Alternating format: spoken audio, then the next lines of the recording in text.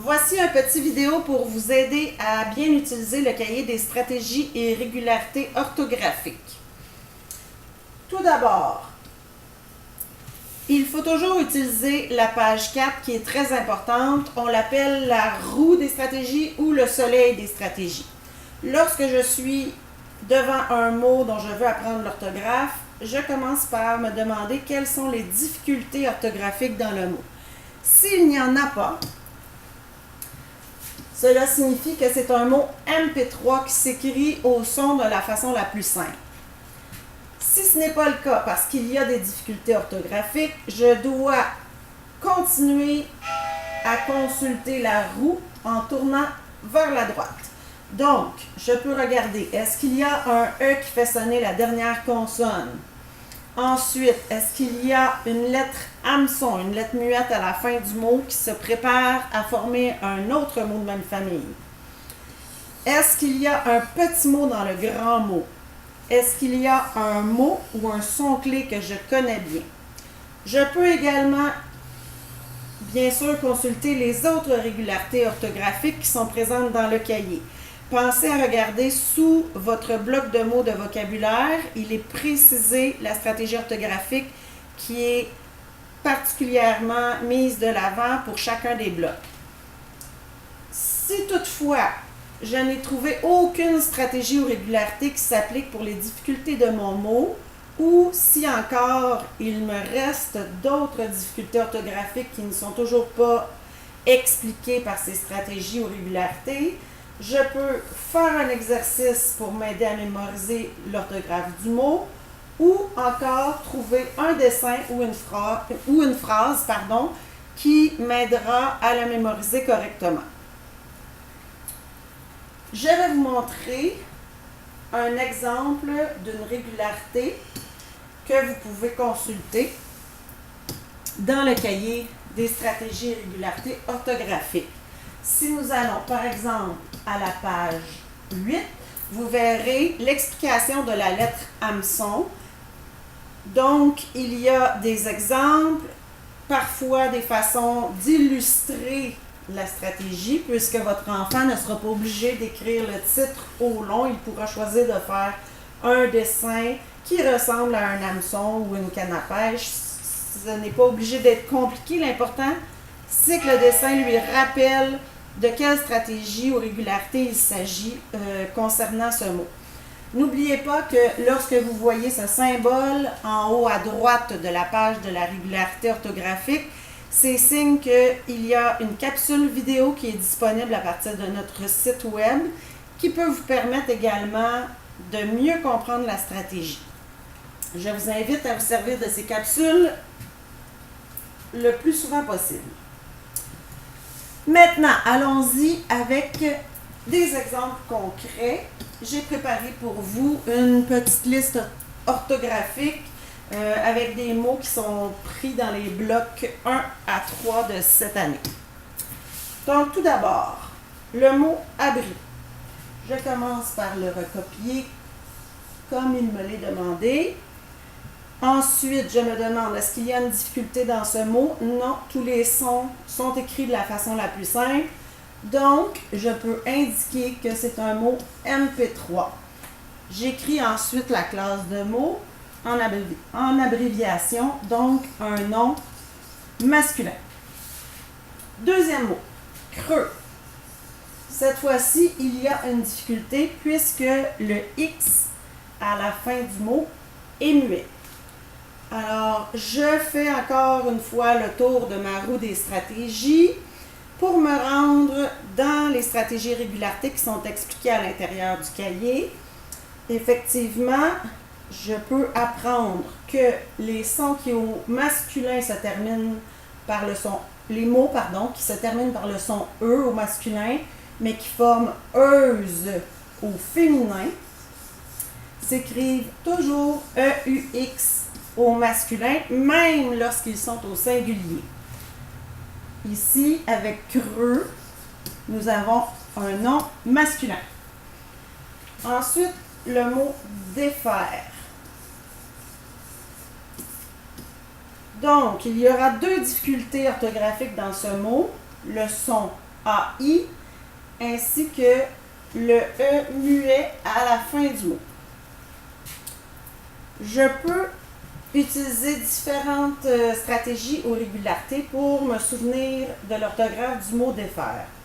Tout d'abord, le son AI faisait partie des régularités à apprendre pour le bloc de ce mot. Effectivement, le son est s'écrit presque toujours AI et très rarement EI. Vous avez quelques exemples dans le cahier de l'utilisation du EI que les enfants connaissent bien, comme par exemple neige et beige. Ensuite, le E à la fin du mot, je pourrais choisir d'utiliser la stratégie du petit mot dans le grand mot, puisqu'il y a le verbe faire dans défaire. Donc, si votre enfant considère qu'il sait très bien comment écrire le mot faire, il peut simplement indiquer qu'il y a un petit mot dans le grand mot. Et donc, il va se souvenir de l'orthographe. Il y a aussi une autre possibilité. Lorsqu'on va voir la stratégie du E qui fait sonner la consonne finale, on se rend compte qu'avec 3 sons de fin de mot, dont le R fait partie, nous devons absolument chercher dans le dictionnaire ou le Eureka, à moins bien sûr de savoir l'orthographe du mot par cœur, puisque avec le son R, nous devons parfois mettre un E pour faire sonner la consonne finale, mais parfois, le son peut sonner même sans E. Donc, c'est à savoir par cœur ou à chercher dans le dictionnaire. Pour défaire, nous avons bien évidemment affaire à un verbe. Maintenant, le mot juin.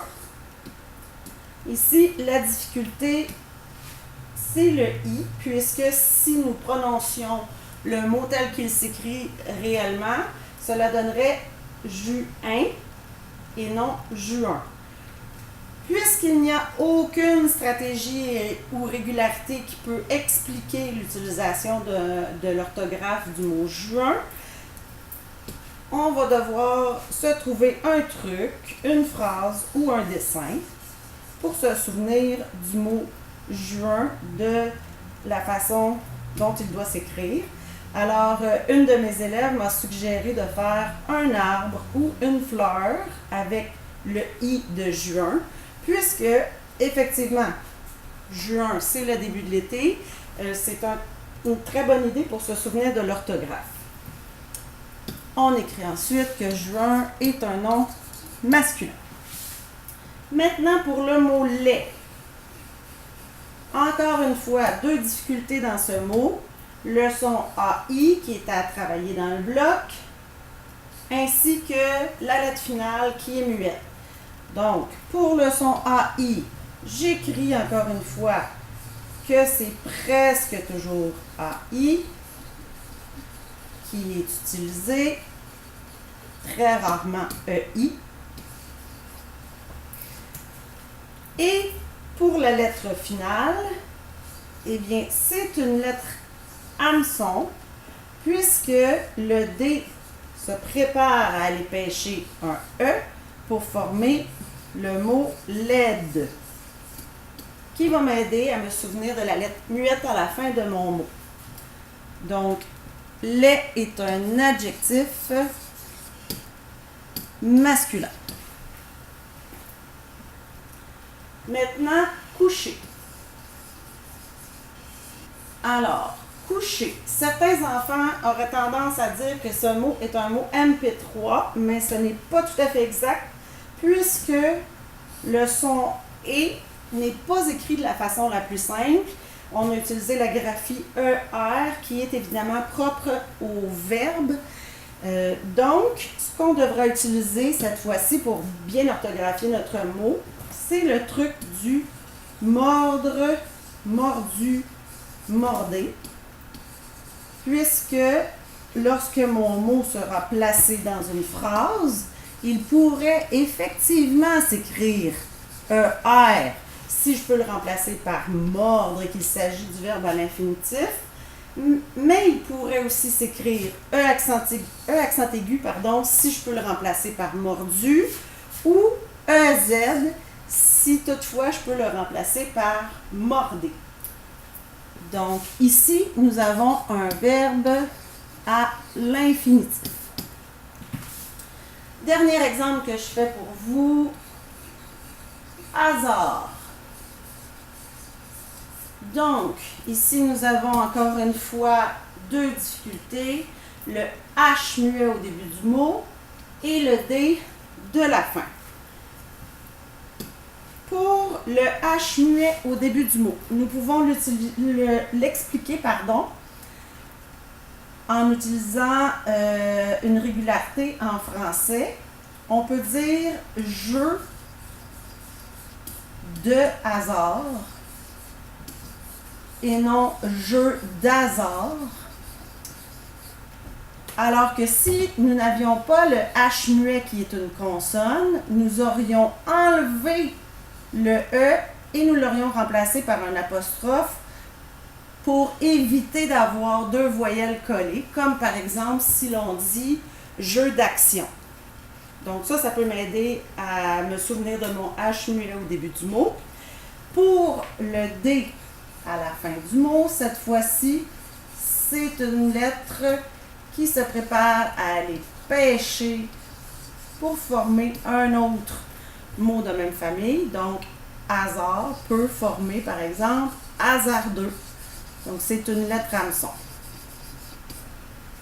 Et le hasard, c'est un nom masculin.